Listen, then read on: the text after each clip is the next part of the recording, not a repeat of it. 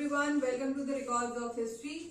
तो मैंने आपको वर्ल्ड हिस्ट्री में फ्रेंच रेवोल्यूशन कंप्लीट करवाया था और उसके बाद हमने लास्ट टॉपिक जो पढ़ा था that was rise of Napoleon Bonaparte. ठीक है, तो उसके बाद हमारा फ्रेंच रेवोल्यूशन वहां कंप्लीट होकर नेक्स्ट टॉपिक है जो आज से पढ़ना है, दैट इज रीड्रॉल ऑफ बाउंड्रीज। ठीक है, कि बाउंड्रीज को रीड्रॉल कैसे किया गया, रीड्रॉ कैसे किया गया। So how redrawal of boundaries took place, boundaries कैसे जो है रीड्रॉ की गई। तो उसके पीछे दो फैक्टर्स थे, breaking up of large empires. ठीक है, अब क्या हो रहा था, जितने भी बड़े बड़े साम्राज्य थे, बड़े बड़े एम्पायर्स थे, उनका क्या हो रहा था, ब्रोक डाउन हो रहा था छोटे छोटे पार्ट्स में।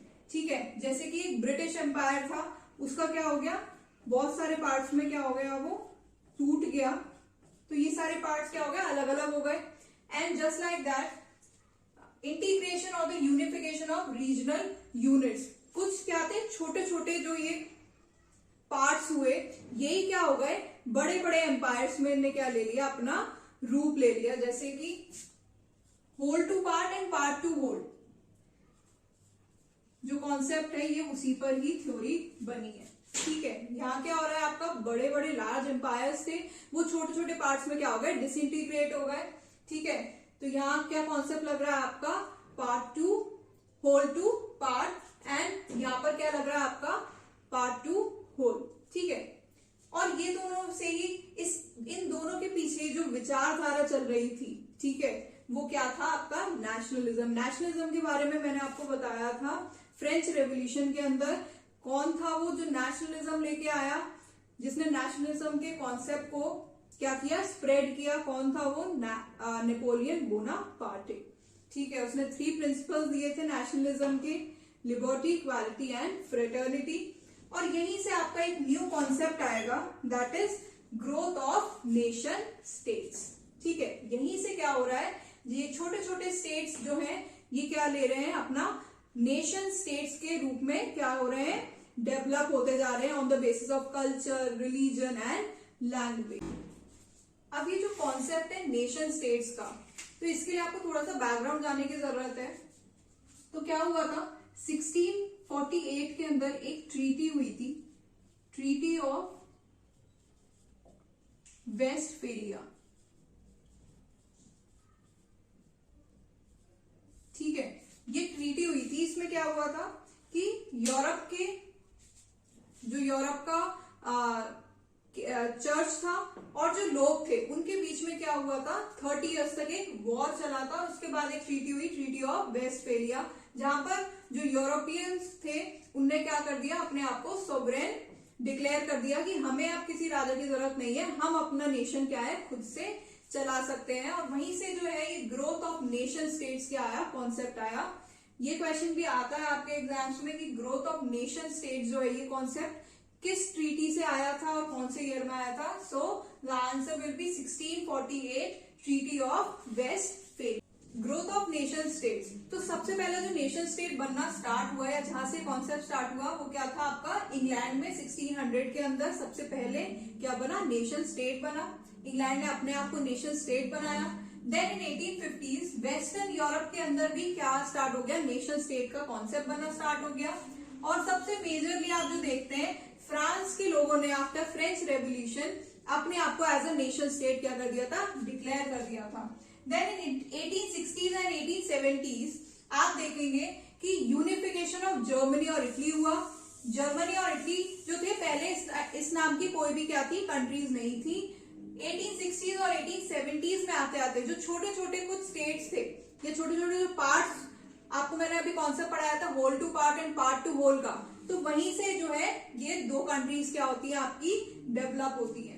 देन इन 1900 ईस्टर्न यूरोप के अंदर भी नेशन स्टेट का कॉन्सेप्ट आपको देखने को मिलेगा। देन इन 1920s क्या होता है, ऑलमोस्ट पूरे यूरोप के अंदर, means after the post world war 1 आपको देखने को मिलेगा कि ऑलमोस्ट पूरे यूरोप में अंदर क्या हो रहा था, नेशन स्टेट का कॉन्सेप्ट बिल्ड हो रहा था। देन इसके बाद भी ये जो कॉन्सेप्ट है ये रुका नहीं। 1950s में आप देखोगे post world war second decolonisation start हुआ एशिया और अफ्रीका के अंदर। एशिया में आप देखते हो इंडिया अलग हो गया, पाकिस्तान अलग हो गया, ठीक है, श्रीलंका ने अपने आप को अलग कंट्री बना लिया। सेम विद अफ्रीका, अफ्रीका में भी जो यूरोपियंस थे वो भाग गए और यहीं से, क्योंकि ये क्या है आपका डायनेमिक प्रोसेस है, it is a dynamic process. और अफ्रीका के अंदर भी क्या आपको देखने को मिलेगा, नेशन स्टेट का कॉन्सेप्ट, ठीक है। आज की डेट में जो आपकी टोटल कंट्रीज है that is around 195 196 in the world. तो यहां से आपको क्या समझ में आ रहा है कि जैसे लेटेस्ट एग्जांपल है 2012 के अंदर साउथ सुडान, ठीक है, साउथ सुडान जो कंट्री है उसने अपने आप को क्या किया, इंडिपेंडेंट किया, ठीक है, तो वो इसमें ही ऐड हो गई। तो लेटर ऑन भी हो सकता है in future it might be more than 195 और मोर देन 195 196 कंट्रीज, ठीक है। इससे ज्यादा भी हमारे पास आज से अगले 5 साल बाद या अगले 2 साल बाद या अगले 10 साल बाद, ठीक है, एंड सो ऑन, क्या हो सकता है, और भी नंबर ऑफ कंट्रीज हमें देखने को मिल सकती है with the concept of nation state. Okay, so जैसा कि आपने देखा कि 1600 से क्या हुआ, स्टार्टिंग हो गई इंग्लैंड से ही। इंग्लैंड ने जब अपने आप को क्या बनाया, नेशन स्टेट बनाया। उसके बाद आपने देखा वेस्टर्न यूरोप में भी जो है नेशन स्टेट का कॉन्सेप्ट बिल्ट होना स्टार्ट हुआ, वो भी अपने आप को नेशन स्टेट डिक्लेयर करने लगे। पर जैसे ही फ्रांस ने अपने आप को नेशन स्टेट डिक्लेयर किया, वहीं से क्या हुआ, ये आग फैलती चली गई। So what were the factors responsible for this? क्या फैक्टर्स थे? इंटेलेक्चुअल और कल्चरल फैक्टर्स रहे, पॉलिटिकल फैक्टर्स रहे और आपके इकोनॉमिक फैक्टर्स रहे, जिसके अंदर आपका आएगा ट्रांसपोर्ट एंड कम्युनिकेशन। और इन सब के पीछे किसका जो है विचारधारा है, वो है आपका nationalism, the concept of nationalism.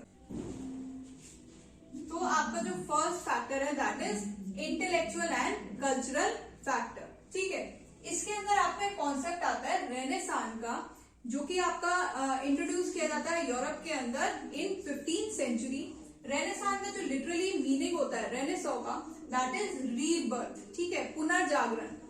अब इसके अंदर क्या होता है, ये जो कॉन्सेप्ट आता है रेनेसां, इससे क्या होता है, ये अपने साथ लेके आता है कुछ लोकल लैंग्वेजेस, ठीक है, लोकल लैंग्वेजेस को क्या करता है, ये अपने साथ इंट्रोड्यूस करता है, कहां पर, यूरोप के अंदर। It took place of Greek and Latin language. तो इससे पहले क्या हुआ करता था, यूरोप के अंदर 2 ही लैंग्वेजेस थी, ग्रीक या फिर लैटिन लैंग्वेज।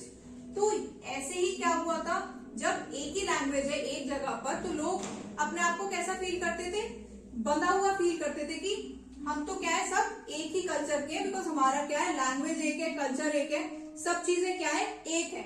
लेकिन जैसे ही रेनेसां का कॉन्सेप्ट आया, तो लोगों ने क्या किया, अपने आप को इन लैंग्वेजेस के साथ जो है डिसइंटीग्रेट करना स्टार्ट कर दिया। मतलब इन लोगों ने यहाँ से अपने अलग अलग nation states on the basis of language and culture क्या कर दिए, बनाने शुरू कर दिए। New society based on languages start developing. तो ऐसे करके जो है आपका लैंग्वेज ने बहुत इंपॉर्टेंट रोल प्ले करा in the making of nation states. अब जैसे फ्रांस है, फ्रांस के अंदर फ्रेंच लैंग्वेज का डेवलपमेंट हुआ, टस्कनी लैंग्वेज का डेवलपमेंट हुआ, लैटिन से ही इंग्लिश लैंग्वेज आई आपकी, ठीक है, जर्मन में जर्मनी के अंदर जर्मन लैंग्वेज का बना। तो ऐसे करके जो है न्यू सोसाइटीज बननी स्टार्ट हुई on the basis of language. तो अब जो रोमन, जो आपका यूरोप का एम्पायर था, पूरा यूरोप था, उसके अंदर क्या चलता था, 3 ही चीजें चलती थी। होली रोमन चर्च, इनकी अथॉरिटी थी, होली रोमन एम्पायर था, और आपका क्या थी, 2 लैंग्वेजेस थी, which is Greek and Latin language, ठीक है।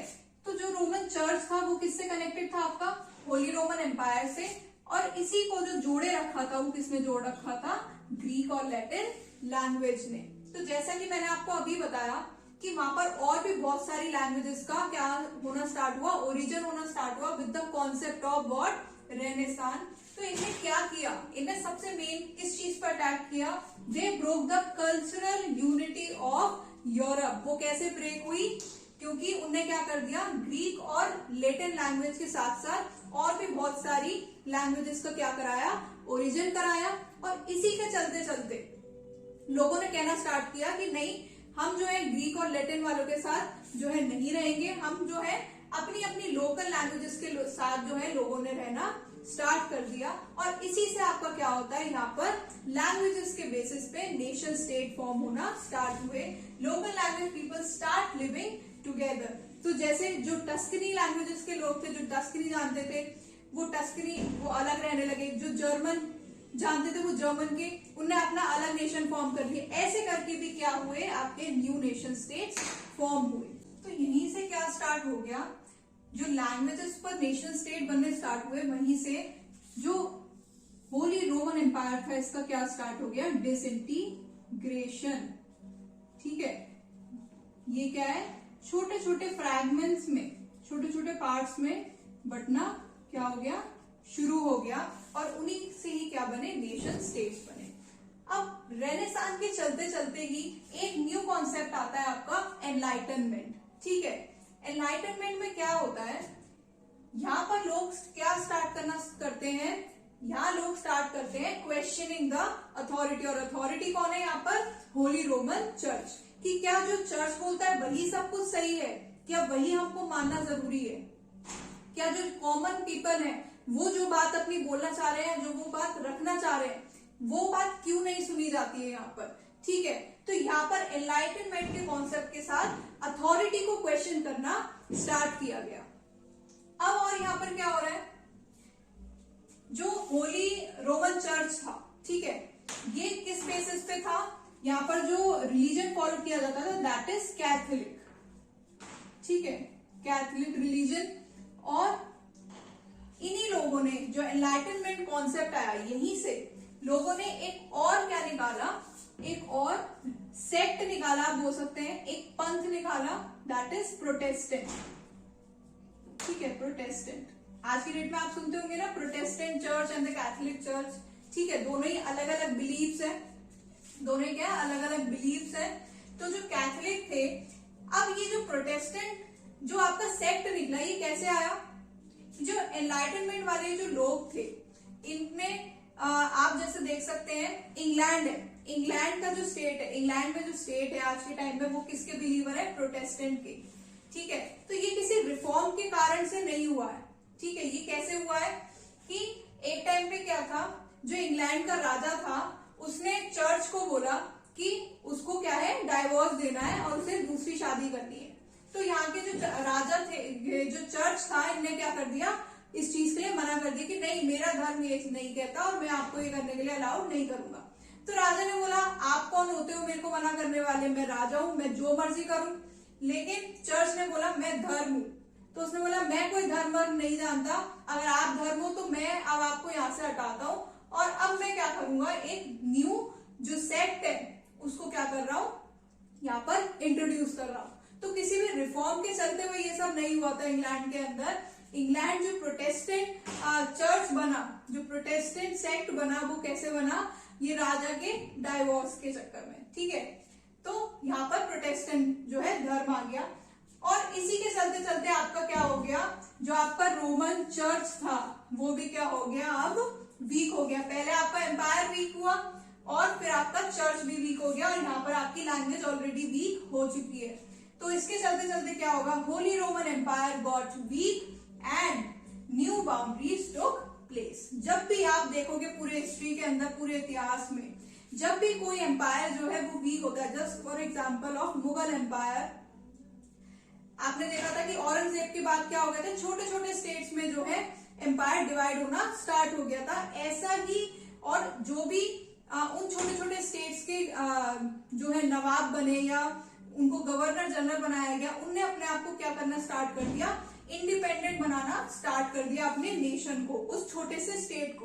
तो same happening with this also, Holy Roman Empire जो है वो धीरे धीरे वीक होता गया, और फिर ये क्या हुआ, डिसइंटीग्रेट होकर छोटे छोटे फ्रैगमेंट्स में बट गया, और वहीं से क्या हुई, न्यू बाउंड्रीज जो है बनना स्टार्ट हो। ओके, तो अब आपने देखा कि जो होली रोमन एम्पायर था वो भी वीक हो गया, और एक और जो चीज हमें यहाँ पर देखने को मिलती है वो मिलती है कि development of local culture based on language, caste and religion. यहाँ पर काफी सारी एथनिसिटी के लोग भी हमें क्या है देखने को मिले हैं, जैसे कि स्लाव्स होते थे, ठीक है, रोमन एम्पायर में स्लेव्स होते थे, अलग अलग टाइप के उस टाइम पे ट्राइबल्स होते थे। तो हमें डिफरेंट डिफरेंट कास्ट और एथनिसिटी के लोग लोग भी यहाँ पर देखने को मिले, जिनके पास कोई राइट नहीं था या वो कुछ बोल नहीं पाए चर्च की अथॉरिटी के सामने, लेकिन जैसे ही एनलाइटनमेंट का कॉन्सेप्ट आया रेनेसांस के साथ साथ, तो वहां से लोगों ने क्या किया, बोलना शुरू किया और लैंग्वेज के बेसिस पे, कास्ट के बेसिस पे और रिलीजन के बेसिस पे अलग अलग रिलीजन्स भी फॉर्म होने स्टार्ट हुए। इन सब के बेसिस पर भी क्या बनाई गई, न्यू कंट्रीज जो है रोमन एम्पायर में फॉर्म हुई।